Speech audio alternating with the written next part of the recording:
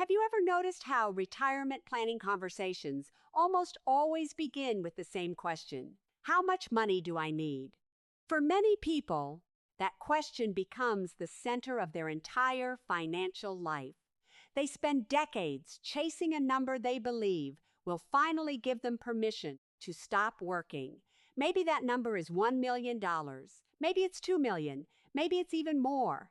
The problem is that most people never stop to ask a second question. What if that number is wrong? What if you've been measuring retirement readiness with the wrong yardstick all along? Today, I want to introduce you to a concept that has the potential to completely change the way you think about retirement. It's called the rich ratio. And understanding it could mean the difference between retiring with freedom and spending years unnecessarily chained to a job because of fear. If you're new here, welcome. I'm Julia Lemke, certified financial planner. Over the years, I've worked with countless individuals and couples approaching retirement, and I've noticed a fascinating pattern. The people who say they're waiting until they feel ready rarely retire when they could. In fact, many of them work far longer than necessary. Meanwhile, the people who understand how retirement income actually works often discover they have far more flexibility than they realized. They stop focusing exclusively on the size of their nest egg and start focusing on something much more important: whether their money can support the life they want to live. And that's exactly what we're going to talk about today. Because retirement isn't simply a math problem, it's a life problem. And when you solve it correctly, you may realize that the years you're sacrificing to accumulate more money are actually the most valuable years you have left. Let's dive in. One of the biggest myths in retirement planning is the belief that everyone needs to reach a certain savings target before they can retire. Think about how often you've heard financial milestones repeated. $1 million, $2 million, $3 million. These figures get tossed around so often that they begin to feel like universal truths.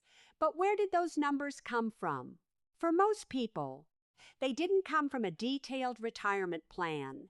They didn't come from a personalized analysis. They didn't come from an honest evaluation of future spending needs. Instead, they came from headlines, television shows, articles, social media posts, and conversations with friends. Over time, these numbers become emotional anchors.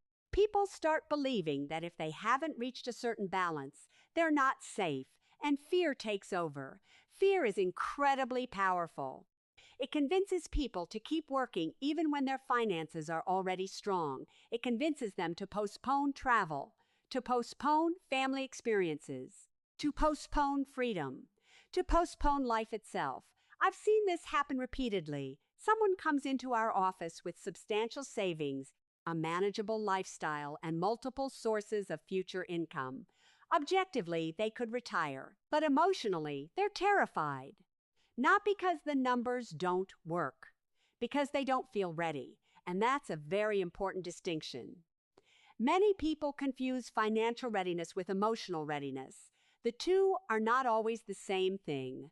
Financial readiness can be measured. Emotional readiness often cannot. The tragedy is that many people continue working simply to reduce anxiety rather than because they actually need more money. They spend years chasing comfort instead of pursuing freedom. The challenge is that comfort is a moving target. When they reach $1 million, they decide they need $1.5 million. When they reach $1.5 million, they decide they need $2 million. When they reach $2 million, they start worrying about inflation and decide they need $3 million. The finish line keeps moving, and before they realize it, years have passed, years that can never be recovered. Because retirement planning isn't only about money, it's about time, and time is the one resource that no investment portfolio can replace. That's where many retirement conversations begin to break down. We spend enormous amounts of time talking about accumulation, saving, investing, growing assets, building wealth. But we spend surprisingly little time talking about the purpose of wealth. Money is not the destination. Money is the tool. Its job is to support your life, not become your life. When people become obsessed with reaching a specific number, they often lose sight of what that money is actually supposed to accomplish. Let's imagine two retirees. The first retires at age 60 with enough income to comfortably fund the lifestyle they want. The second retires at age 67 with significantly more money. Who wins? Most people automatically assume the second person wins because they have more money. But that's not necessarily true. What if the first retiree spends 7 extra years traveling, pursuing hobbies, volunteering, spending time with grandchildren, and enjoying good health? What if those 7 years become some of the most meaningful years of their entire life? Would an extra $700,000 have been worth sacrificing those experiences? For many people, the answer is no. Yet that's exactly the trade-off they unknowingly make. The reality is that retirement unfolds in stages, and those stages are not equally valuable. The early years often represent what researchers sometimes call the go-go years. These are the years when retirees still have energy, they still have mobility, they still have the health required to enjoy active experiences. This is when many people take the trips they've dreamed about for decades. They explore new hobbies. They reconnect with friends. They spend time with family. They finally enjoy the freedom they've spent 40 years working toward. But these years are limited. No matter how healthy you are today, aging eventually changes the equation. The body changes. Energy levels change. Recovery becomes slower. Travel becomes more demanding. Activities that once felt effortless require more planning. This isn't pessimism, it's reality. And recognizing reality helps us make better decisions.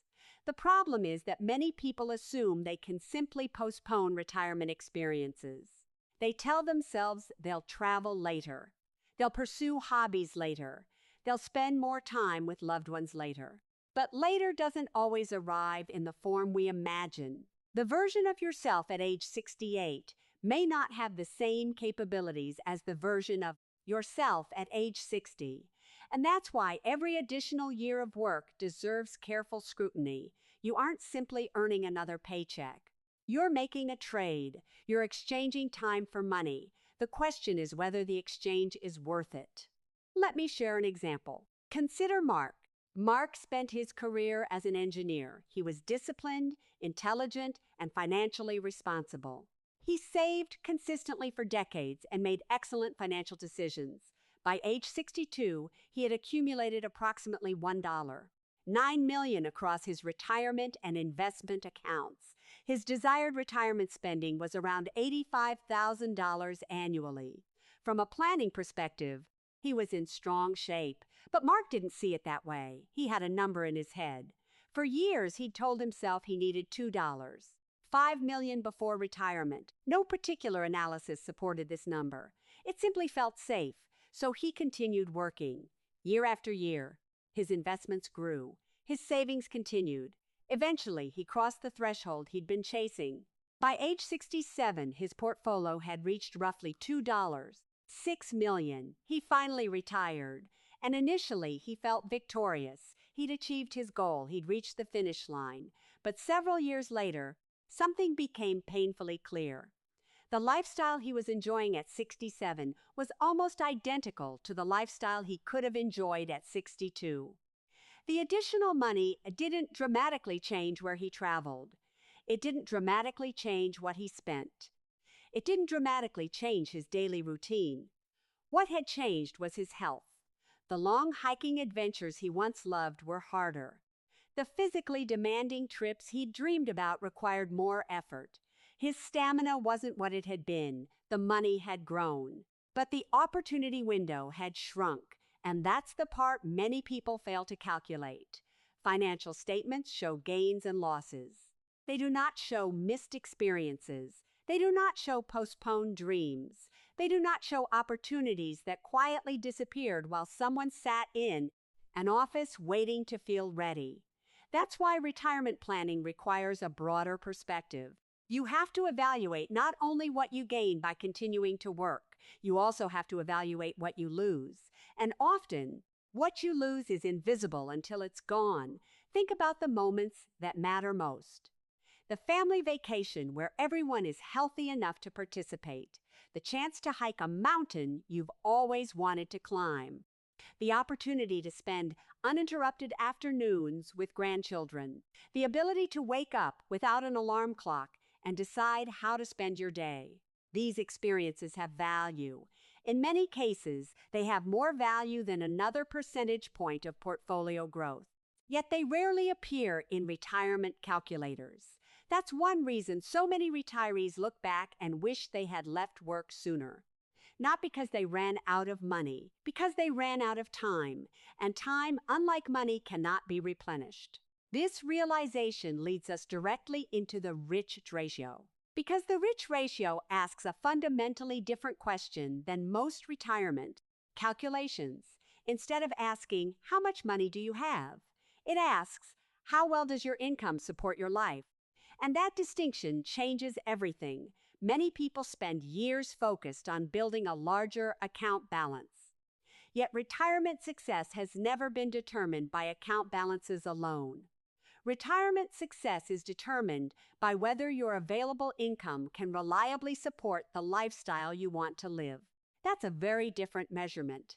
And once you understand it, retirement begins to look far less intimidating than many people imagine. Let's take a closer look at what the rich ratio actually means. At its core, the rich ratio is surprisingly simple. It measures the relationship between the income available to you and the lifestyle you want to support. Notice what isn't included in that definition. Your net worth, your account balance, your neighbor's retirement savings, the latest headline about how much retirees supposedly need. None of those things determine whether you're rich in retirement. What matters is whether your resources consistently support your desired way of life. Imagine two people. The first person has a portfolio worth $700,000. The second person has a portfolio worth $2 million. Most people would immediately assume the second person is wealthier. Technically, they are, but retirement isn't lived on account balances. It's lived on cash flow. Suppose the individual with $700,000 has modest expenses, receives Social Security benefits, and perhaps has a small pension. Their essential needs are comfortably covered. They sleep well at night. They travel occasionally. They spend time with family. They enjoy hobbies. Their financial life supports their actual life. Now consider the retiree with $2 million. They have a larger portfolio, but they also maintain a much more expensive lifestyle. Their spending consumes a large portion of their resources, and they're constantly worried about market downturns, inflation, and whether they'll have enough. Who feels richer? The answer may surprise you. True retirement wealth isn't measured by how much money you possess. It's measured by the gap between what you need and what you have available. The larger that gap, the richer you are. This is why the rich ratio can be so powerful. It shifts the focus away from accumulation and toward sustainability. Instead of asking, how much more do I need? You begin asking, do I already have enough to support the life I want? For many people, that question leads to a life-changing realization. They're far closer to retirement than they thought. The problem is that fear often prevents them from seeing it. Fear tells us that more is always better. More savings, more income, more security, more guarantees. But retirement planning is never about guarantees. No amount of money eliminates every risk. You can have $5 million and still worry. You can have $10 million and still worry. Fear doesn't disappear automatically when your account balance reaches a certain level. Confidence comes from understanding your plan.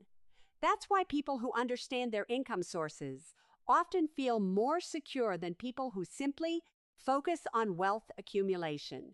When you know where your money is coming from, how your expenses are being covered, and how different parts of your financial life interact, retirement stops feeling like a cliff. It begins to feel like a bridge from one stage of life to another. And that's exactly how retirement should feel. Not an ending, a transition. One of the most powerful exercises I encourage clients to complete is identifying what retirement actually costs. Not what they think it costs, not what they've heard it costs, what it truly costs. This sounds simple, but it often reveals surprising information. Many people overestimate their future spending because they've never carefully analyzed where their money actually goes. Others underestimate spending because they haven't accounted for travel, hobbies, healthcare, or experiences they hope to enjoy. The goal isn't perfection. The goal is clarity. When you know your real spending needs, fear loses much of its power. Uncertainty thrives in the dark. Clarity creates confidence. Let's say a couple discovers that their desired retirement lifestyle requires approximately $7,000 per month. That's $84.00 annually. Now the planning process becomes much more practical. Instead of chasing an arbitrary savings target, they can focus on building income sources that support that spending level. Perhaps Social Security will eventually provide $40,000 annually. Perhaps their portfolio can generate another $50,000. Suddenly, the picture becomes clearer.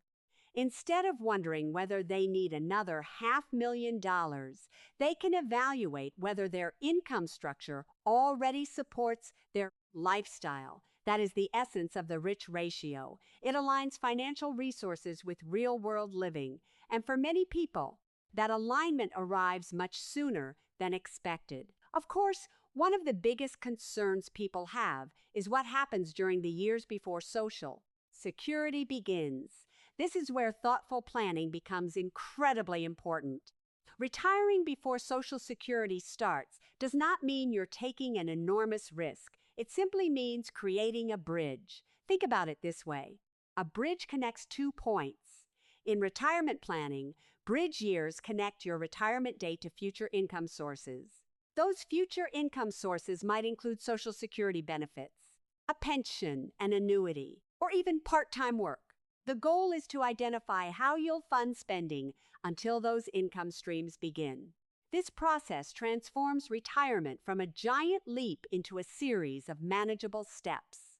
Instead of wondering whether everything will somehow work out, you create a roadmap. You know which accounts will be used. You know approximately how much will be withdrawn. You understand how future income sources fit into the bigger picture. That structure creates confidence. And confidence is often what people are really searching for when they say they need more money. What they actually need is a better plan. One of the most overlooked aspects of retirement planning is that retiring before age 61 opens an extraordinary window of opportunity. This is something many people completely miss because they're so focused on accumulation. But these years can be among the most valuable financial planning years of your entire life. Why? Because they offer flexibility. Once you leave full-time work, your income often drops significantly. You no longer have a salary. Social Security may not have started. Required minimum distributions are still years away. For many retirees, this creates an unusually low income period. And low-income years can be incredibly valuable from a tax planning perspective. Think about taxes for a moment. Most people spend their working years reacting to taxes. Taxes are withheld from paychecks. Income arrives automatically. Decisions are limited. But retirement can change that. During these early retirement years, you often gain the ability to control how much taxable income appears on your return. That control is powerful. You can decide where withdrawals come from. You can determine how much income to recognize. You can strategically reposition assets. In many cases, these decisions can save substantial amounts of money over the course of retirement. One strategy that receives significant attention is Roth conversions. Now, whether Roth conversions depends on individual circumstances, but the principle is important. When your taxable income is temporarily lower, opportunities often exist to move money from traditional retirement accounts into Roth accounts at relatively favorable tax rates. the long-term impact can be meaningful. Future taxes may be reduced. Future required distributions may be smaller. More flexibility may exist later in retirement. The key point isn't that every retiree should complete Roth conversions. The key point is that retiring before these planning windows close gives you options, and options create flexibility. Flexibility creates resilience, and resilience creates peace of mind. The same concept applies to traditional retirement accounts. Some retirees intentionally withdraw from pre-tax accounts during low-income years. Doing so can reduce future account balances and potentially decrease required minimum distributions later. Again, the exact strategy varies, but the opportunity exists because of timing, and timing matters. The years immediately following retirement are often some of the most flexible years you'll ever have financially. Once Social Security begins, once pensions begin, once required distributions begin, the planning landscape changes. You have fewer levers to pull, fewer choices, less control. That's why retiring earlier can sometimes improve financial outcomes rather than weaken them. It's a counterintuitive idea. Many people assume working longer automatically improves retirement security. Sometimes it does, but not always. In some cases, the value of flexibility, tax planning, and additional healthy years outweighs the benefits of another year or two of accumulation. And that's why every retirement decision should be evaluated through a comprehensive lens, not simply through the lens of account balances. The emotional side of this discussion is equally important, because retirement decisions are rarely driven by spreadsheets alone. They're driven by emotions, hope, fear, excitement, uncertainty, identity. For many people, work becomes deeply intertwined with who they are. It's not just how they earn money, it's how they spend their time. It's where they find purpose. It's where they build relationships. Leaving that environment can feel unsettling, even when finances are strong. That's why retirement planning should never focus exclusively on money. You must also plan for meaning. What will your days look like? What activities will fill your time? What relationships will you nurture?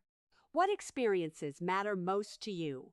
The happiest retirees aren't necessarily the wealthiest retirees. They're the retirees who move towards something. They retire into a meaningful life, not away from a paycheck. That's an important distinction. Because financial readiness without emotional readiness can create anxiety. But emotional readiness without financial readiness can create stress. The goal is to bring both together, and when that happens, retirement becomes far more rewarding. Many of the retirees I've worked with describe an interesting realization after leaving work. They discover that the freedom they feared was actually the freedom they needed. The first few weeks may feel strange. The routines change. The structure changes. But gradually they begin creating a new rhythm, a rhythm centered around choice rather than obligation. They spend more time with family. They pursue interests that were neglected for decades. They focus on health. They volunteer. They travel. They learn new skills. They rediscover parts of themselves that had been buried beneath years of responsibilities. And when they reflect on the decision later, they often tell me the same thing. I wish I had worried less, not because retirement was perfect, but because the fears that kept them working turned out to be much larger than the actual challenges they faced. That doesn't mean everyone should retire immediately. Far from it. Retirement decisions should always be thoughtful and personalized. But it does mean that many people underestimate their readiness. They assume they need far more money than they actually do. And as a result, they sacrifice years they can never get back. Those years matter. They matter more than many people realize. Because retirement isn't just about surviving financially. It's about living fully. It's about waking up with the freedom to decide how your time will be spent. It's about having the energy to enjoy the experiences you've spent decades preparing for. And perhaps most importantly, it's about recognizing that enough is not a number. Enough is a relationship between your resources and your life. That's the heart of the rich Rayo. And once you understand that principle, retirement planning begins to look very different indeed. The goal is not to die with the largest portfolio. The goal is to live the richest life possible. Those are not always the same thing. For decades, society teaches us how to save. We learn about budgeting. We learn about investing. We learn about compound growth. We learn about building wealth. All of those things are important. But very few people teach us how to spend the wealth we've spent our lives creating. And that's where many retirees struggle. They become so skilled at accumulation that they never fully transitioned into enjoying what they've built. Even after they retire, they continue operating from a scarcity mindset. Every expense feels dangerous. Every withdrawal feels uncomfortable. Every market decline feels catastrophic. Instead of seeing their savings as a tool designed to support life, they see it as something that must be protected at all costs. But retirement requires a mindset shift. The money you've accumulated has a purpose. Its purpose is not to sit untouched forever. Its purpose is to support experiences, relationships, memories, opportunities, freedom. And that doesn't mean being reckless. It means being intentional. There's a big difference. Intentional retirees understand the role money plays in their lives. They know what matters most. They understand their priorities. And because of that clarity, they're able to make decisions with confidence rather than fear. Let's talk about something that doesn't get enough attention in financial discussions: regret. Financial planners spend a lot of time discussing risks: market risk, inflation risk, longevity risk, sequence of returns risk. Those risks are real and important. But there's another risk that rarely appears in financial projections: regret risk. The risk of looking back and wishing you had made a different choice. Over the years, I've spoken with many retirees, and one pattern appears again and again. Very few people regret retiring when they had a solid plan. What they often regret is waiting too long. They regret postponing experiences. They regret assuming there would always be more time. They regret believing they needed one more year, then another, then another. Eventually, they realized the years they were protecting financially were also the years they could have been enjoying. And that's a difficult realization, because unlike market losses, lost time cannot be recovered. No investment strategy can earn it back. No tax strategy can replace it. No financial product can recreate it. Time remains our most valuable asset. That's why retirement planning should always include a conversation about life, not just money. What do you want your retirement to feel like? What experiences matter most? Who do you want to spend time with? What dreams have been sitting on the shelf waiting for someday? Those questions are just as important as portfolio allocation, maybe more important, because ultimately, retirement is not a financial event. It's a life event. Money simply supports it. One exercise I often encourage people to try is imagining themselves 10 years into the future. Picture yourself sitting down with your future self. What advice would that future version of you offer? Would they tell you to work longer, simply to accumulate more money? Maybe. In some situations, that may be appropriate. But for many people, the advice would sound different. It might sound like this: stop waiting for perfect certainty. Trust the plan you've built. Don't sacrifice years you'll never get back. Start living while you're healthy enough to enjoy it. That future perspective can be incredibly powerful, because perfection rarely arrives. No retirement plan is perfect. No market forecast is perfect. No life path is perfect. Waiting for absolute certainty often means waiting forever. And that's where the rich ratio becomes such a valuable framework. It shifts the focus away from perfection and toward practicality. Instead of asking whether you have the maximum possible amount of money, you ask whether your available income can support the life you want to live. That question is far more useful and far more realistic if your reliable income sources can comfortably cover your lifestyle expenses. If your plan can withstand reasonable stress tests, if you've accounted for healthcare, inflation, longevity, and market volatility. If you understand how your income streams fit together, then perhaps the issue isn't money anymore. Perhaps the issue is permission. Permission to stop. Permission to trust the work you've already done. Permission to enjoy the life you've spent decades building.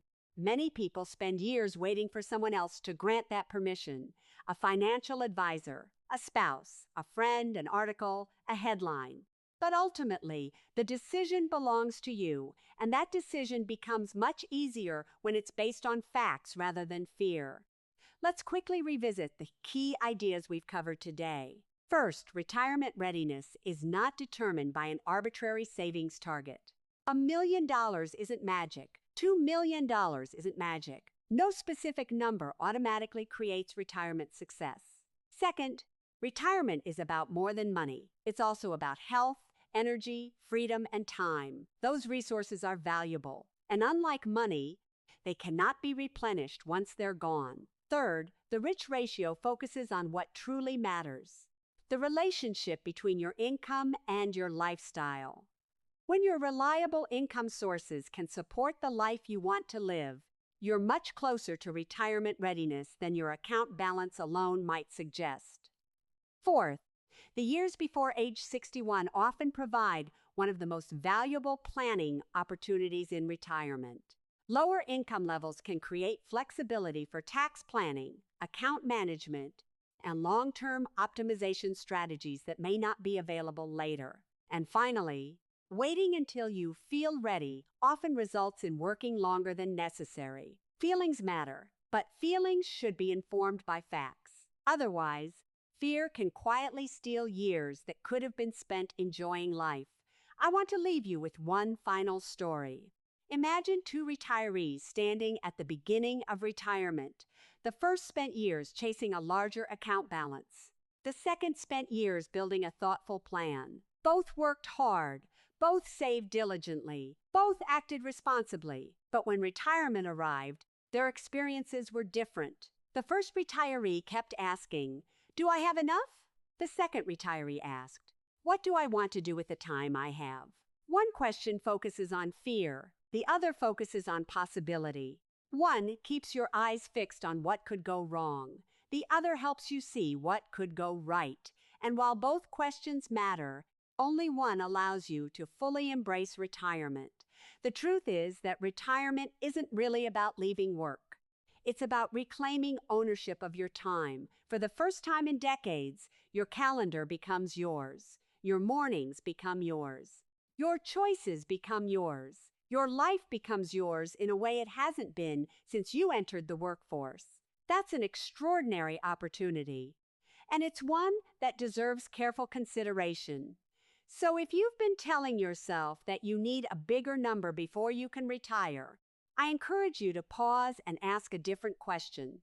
What if the number isn't the problem? What if the real issue is understanding how your income, spending, and resources fit together? What if you're closer than you think? Because for many people, that's exactly the case. The rich ratio isn't about convincing everyone to retire early. It's about helping people make informed decisions. It's about replacing fear with clarity. It's about understanding that retirement success isn't measured by how much money you accumulate. It's measured by how well your resources support the life you truly want to live. And when you understand that, retirement stops looking like a distant finish line. It starts looking like a new beginning. A beginning filled with opportunities, experiences, relationships, and memories that no investment account can ever fully capture. Thank you so much for spending this time with me today.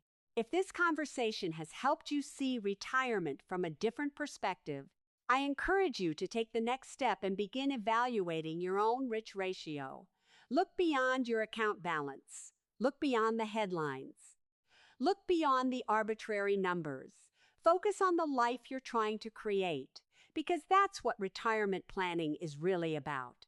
And if you'd like help building a retirement strategy that reflects your unique goals, lifestyle, and financial situation, be sure to click the link below and watch my free retirement training. In that training, I'll walk you through the same planning principles we use to help people create retirement plans built around confidence, flexibility, and purpose. Remember, the goal isn't to retire with the most money. The goal is to retire with the fewest regrets. And sometimes, the difference between those two outcomes is simply understanding when enough is truly enough. Until next time, take care, keep planning thoughtfully, and remember that your wealth should support your life, not postpone it.